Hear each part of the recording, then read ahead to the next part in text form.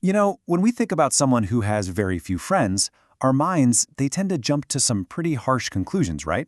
But what if psychology gives us a totally different and, frankly, a much more empowering way to look at what it means to walk a quieter path? I mean, think about the words that get thrown around. Antisocial, broken, a failure. These are some seriously heavy labels that society just kind of slaps on people. But are they even close to being true? In this explainer, we're going to take that whole idea and flip it on its head.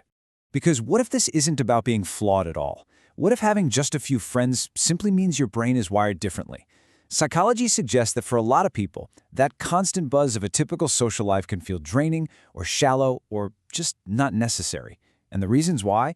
They are absolutely fascinating. Okay, let's dive into the first trait, which really gets to the heart of it all, a powerful, deep-seated need for a real connection. For these folks, the old saying, "it's about quality, not quantity," that's not just a casual preference. It's their entire operating system. And this slide right here, it clears up a huge misunderstanding.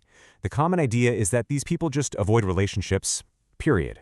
But the reality is way more specific than that. They're actively avoiding surface-level relationships. It's the small talk, the fake friendships, that's the stuff they're dodging. So this all comes down to what psychologists call deeper thinking patterns. Look, it's not about being picky or thinking you're better than anyone. It's a genuine, authentic need for interactions that have some real substance. So they'll stay away from draining personalities and fake connections, and they're perfectly fine being alone until they find something that feels real. And that intense focus on quality connection, it leads us right into our second trait, a biological need to recharge. It just makes sense, right? If you find those shallow interactions to be a total drag, then bigger social situations can be flat out exhausting. And here we go again with another key difference. It's not that they dislike people. That's the mistake everyone makes. The truth is, their brain literally burns more social energy. Their nervous system is just, it's more sensitive, which means it gets overstimulated way faster than the average person's. Actually, psychologists has a name for this: high social sensitivity. It just means their nervous system is more reactive. So after a party or even just a long meeting, their brain needs a much longer break to recover.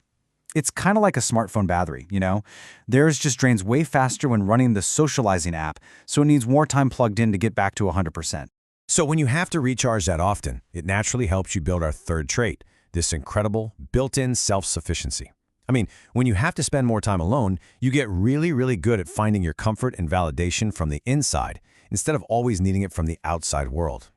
So while a lot of people feel like they need that busy social circle to feel whole, these individuals become masters at creating their own rich inner world. They can entertain themselves, figure out their own problems, and find real comfort just being alone with their thoughts. This is what we call low social dependency. It's this powerful ability to create your own happiness without needing a round of applause from other people. And here's the kicker. It's why they're often so much happier than people think.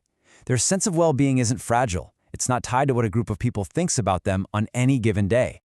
All right, let's talk about our fourth trait, because this adds a really important protective layer to the whole story. Trust has to be earned. When you value those deep connections and you're already comfortable on your own, you don't just hand out your trust to anyone. And past experiences can make a person, pretty cautious about who they let in. Psychology actually points to some really powerful reasons for this caution. Things like a painful betrayal, maybe neglect during childhood, or just the exhausting experience of being around the wrong crowd for too long. All of that can build up a necessary protective wall. And this quote from the source material it nails it perfectly. Once trust is broken, the brain becomes protective and selective. Let's be really clear here. This is not an inability to make friends. It's a smart, deeply ingrained protective system that makes them think twice. It's wisdom, not weakness. And all of this, it brings us to our final and maybe the most beautiful trait of all, having a richer inner world. This totally reframes all that time spent alone. It's not about loneliness. It's the very ground where deep personal growth happens. Seriously, psychologists have found that people who spend a lot of time in their own company often develop some incredible strengths. We're talking about a more vibrant imagination, a sharper intuition that you can actually rely on, crystal clear thinking, and a sense of self-awareness that, honestly, some people search for their entire lives. So what's the result of all this inner work? Well, this very depth can make a lot of regular social gatherings feel surprisingly unrelatable. When you think more and you observe more and you feel more, it can create a real disconnect with conversations that just never go below the surface. So, after all of that, where does this leave us? Well, it leads to a completely new way of understanding things. This journey hasn't been about pointing out a flaw that needs to be fixed.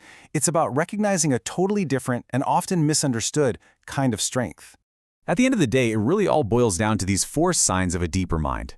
It's a combination of being more aware of the world around you, having a higher sensitivity to the energy of others, having more depth in your thinking, and because of all that, having much higher standards for who you connect with. And I want to leave you with this one final powerful thought from our source material. Sometimes the people with the strongest minds walk alone for a while.